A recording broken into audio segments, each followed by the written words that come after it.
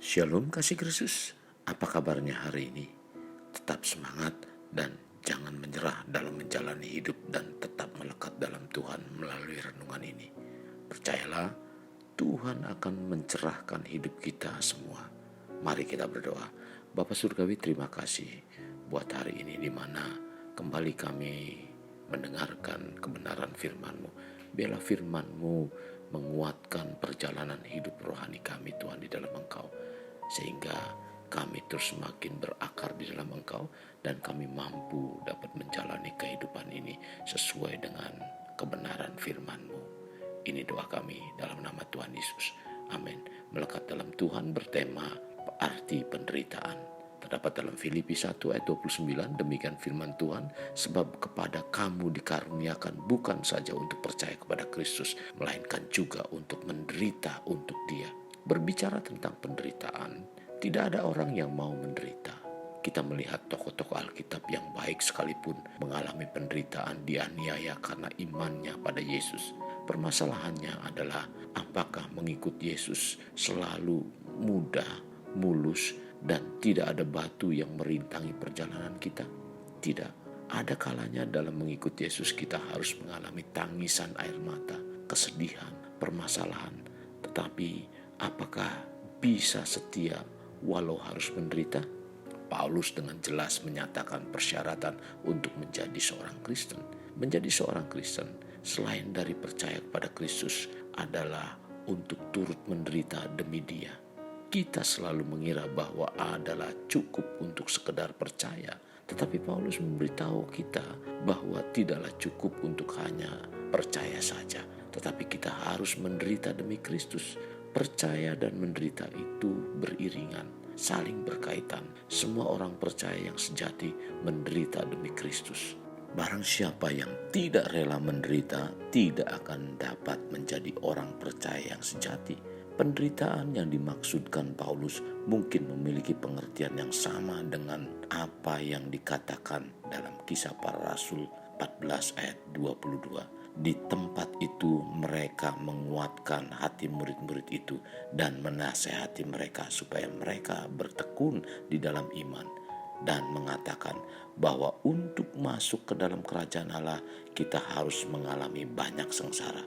Dalam ayat ini, Paulus menyampaikan peristiwa sengsaranya saat menyembuhkan orang lumpuh di Listra bersama Barnabas, di mana orang lumpuh tersebut disembuhkan, dan lalu mereka mengira Barnabas dan Paulus adalah Allah, dan mereka mempersembahkan korban.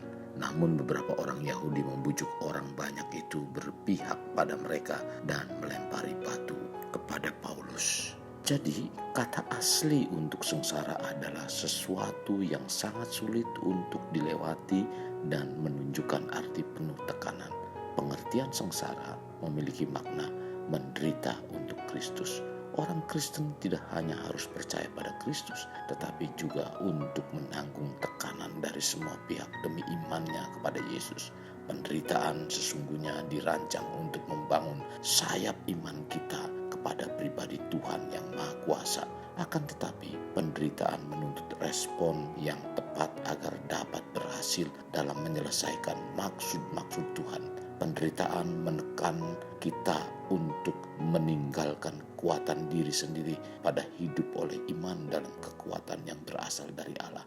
Penderitaan itu sendiri bukan satu kebaikan, juga bukan tanda kehidupan yang suci. Penderitaan bukan satu cara memperoleh sesuatu dari Tuhan atau sebagai cara mengalahkan kedagingan. Sedapat mungkin penderitaan harus dihindari. Kristus juga menghindari penderitaan, kecuali kalau itu merupakan tuntutan kepatuhan kepada kehendak Bapa Surgawi. Penderitaan yang kita alami tidak semuanya terjadi karena kebodohan diri kita atau karena dosa.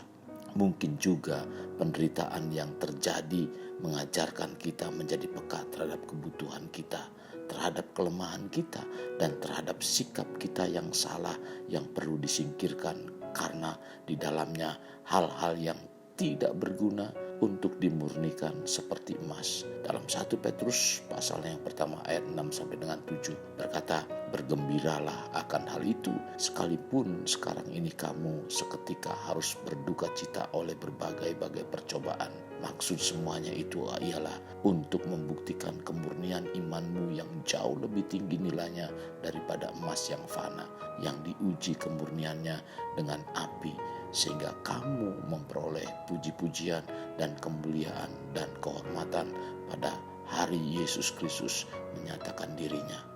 Untuk menghadapi penderitaan dalam kedamaian dan sukacita batin, kita dituntut mampu melihat ke depan dalam mengetahui apa maksud dan tujuan penderitaan yang kita alami. Ini memerlukan iman kepada Tuhan.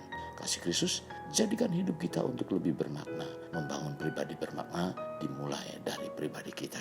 Kita berdoa, Tuhan terima kasih buat firman Tuhan. Biarlah kami mengerti tentang apa yang harus kami pikul dalam salib kami, Tuhan. Itu semua bukan karena penderitaan, Tuhan, tapi adalah memproses keimanan kami agar kami tetap kuat di dalam Engkau. Tuhan, kami bersyukur, Tuhan, sekalipun menderita bukan karena kami sengsara, tetapi itu merupakan satu hal yang Tuhan hendak berikan, memproses kehidupan kami agar kami memiliki kehidupan yang terus bermakna. Tuhan terima kasih. Terima kasih Tuhan buat kebenaran firman-Mu. Ini doa kami yang kami alaskan dalam nama Tuhan kami Yesus. Amin. Kasih Kristus, mari kita kedahkan tangan kita. Terimalah anugerah berkat dari Allah Bapa, kasih sayang daripada Yesus Kristus, dan persekutuan dengan Roh Kudus yang mencurahkan berkat secara rohani, berkat secara jasmani, dan berkat secara ekonomi, di mana berkat Abraham, berkat Ishak, berkat Yakub dicurahkan dan dilimpahkan dari saat sekarang sampai Maranatha tiba, dalam nama Tuhan Yesus. Amin. Sampai jumpa di renungan berikutnya. Tuhan Yesus memberkati. Jangan lupa like dan subscribe.